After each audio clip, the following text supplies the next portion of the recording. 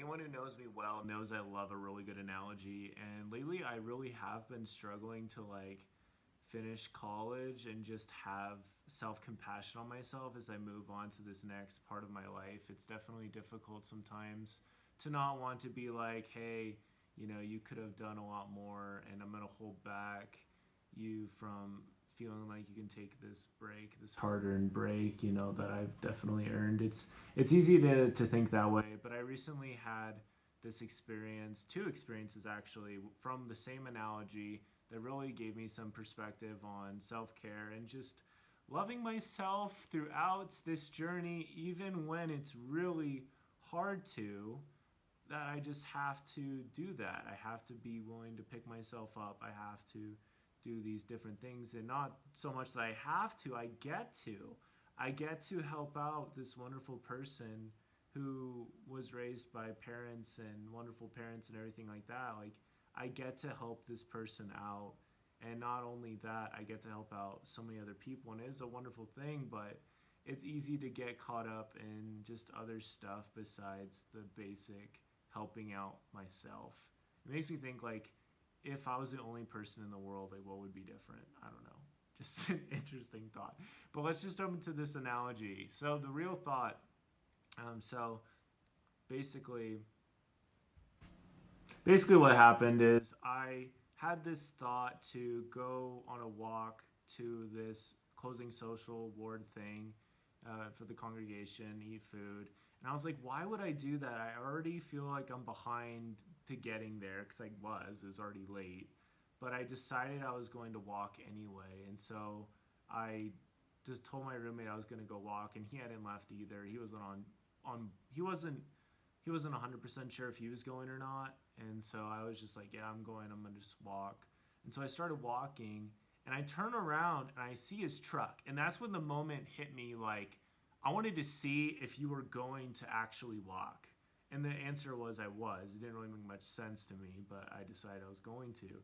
And then I see my roommate driving away, and then all of a sudden I'm sprinting after him, and he slows down, and I get in his car, and we have a good little laugh about it.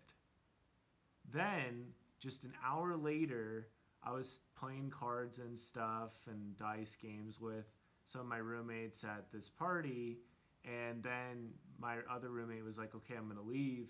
And I was like, oh, I'm going to stick around. And I was like, no, I probably should leave. And very similar thing. I stuck around for a little bit. And then I was like, okay, I need to leave right now because I want to catch that ride. And so I left. And again, I had to sprint after him to catch the ride. And he slowed down and he picked me up and drove me home and got me to where I needed to be. So, what is this analogy telling me?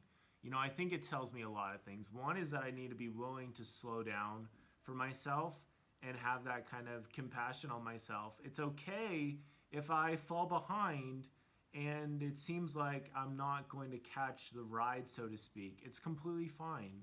That happens to all of us where we realize, hey, I really should be doing something else. And the key here is to not drive off, be like, oh, you missed that opportunity. You're stuck. You have to watch Netflix or you have to do something else. You are not allowed to get in this vehicle.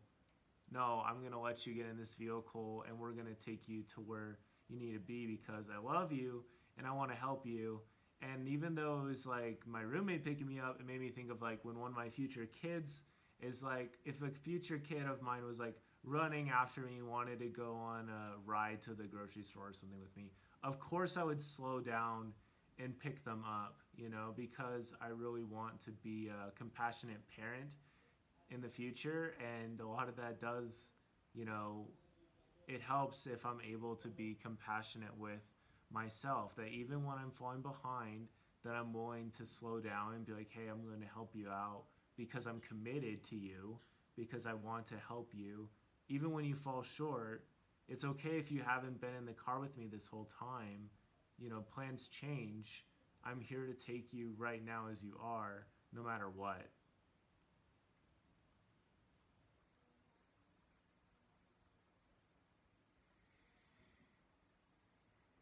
I think this analogy is also helpful because it just reminds me that I always have a pretty good idea of what I need to do. But sometimes there's the kid part of me that just gets sucked up in watching Shark Tank or something, and then it's like, oh no, I'm losing all this time. But there's always the chance to put down the remote and just, instead of walking, turning around and seeing that the car is driving away and running towards it. Like, that is always a possibility. And as I'm like finishing up college too, it's really easy to forget that, you know, I don't need to miss the ride ever again. You know, I feel like I have missed the ride to a certain degree sometimes, where I just sort of walk on my own instead of catching the ride like I like like I totally could have. I have the vehicle to do that. It's just sometimes I settle for just walking, just doing the thing. And not like there's anything bad with walking, but sometimes it really helps to get to places a little bit quicker to help you get where you need to go.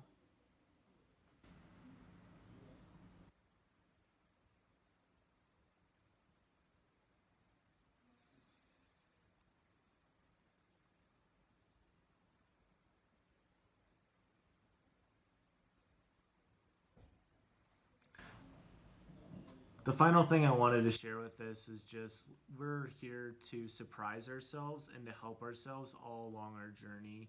And we want to help other people surprise themselves too.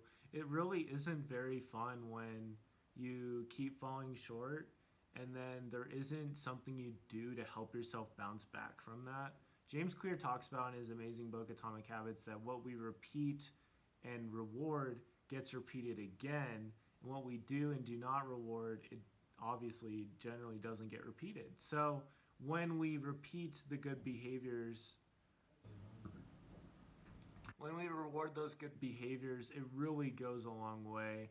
And so I think, as far as this analogy goes, going and picking yourself up, taking yourself to like Dairy Queen or Jimmy John's or something like that, that really goes a long way in building that relationship with yourself. And I think it's just important to remember that these moments happen all the time. Like with going to sleep, with other things, there's this time of like, I'm going to do this thing, and we get to choose whether we're going to like chill with ourselves and be there for ourselves, or if we're kind of just gonna go at it on our own and just sort of just get by. It always really helps me when I know I'm doing something that I know I should be doing. Like when I'm working on homework, when I should be working on homework. For me, that's like being in the car with myself, driving around and getting stuff done. Maybe it's not the most glamorous work in the world. Maybe we're loading logs or something, but it's still better than just walking around alone and doing pretty much nothing. And just, you know, just kind of struggling by myself and wishing I was in the car with myself.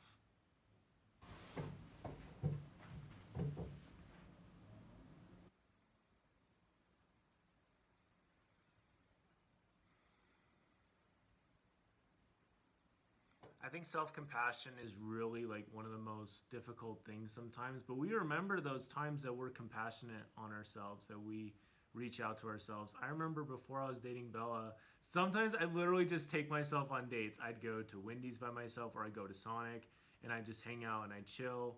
And those are some special moments because I was like, you know what?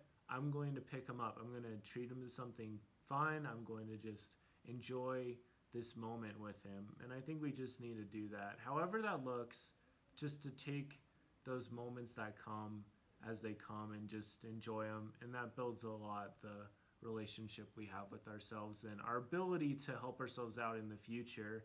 If we don't spend a lot of time like helping out ourselves, then it's going to be a little bit more difficult for sure when we want to make a ton of progress, or when we need to make a big withdrawal of time or energy or something.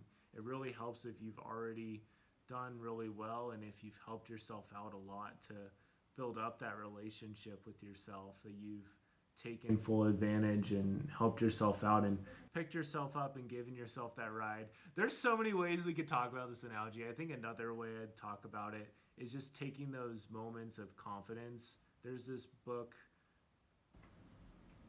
there's this movie called like Zoo. There's this one movie, my roommate Aaron. There's this one movie and he talks about having like 20 seconds of confidence. I haven't seen it, but Aaron, my roommate from a while ago, is telling me about it. And that's what you have to do, because that's about as long as it took me to run out to my roommate each time. It was like 20 seconds. Like, okay, I want something different and I'm going to run after it. And that's what you have to be able to do with so many different things. If you really want that different outcome, you have to be willing to take those 20-second bold moves. I'm going to move in a different direction because I want a different outcome. This is something I've really seen recently. Entrepreneurship is not easy. It's not for everybody. It can be really difficult and painful sometimes, but doing those little things to lift yourself up and lift, of course, your business up as well, those things really do add up and help you out a lot.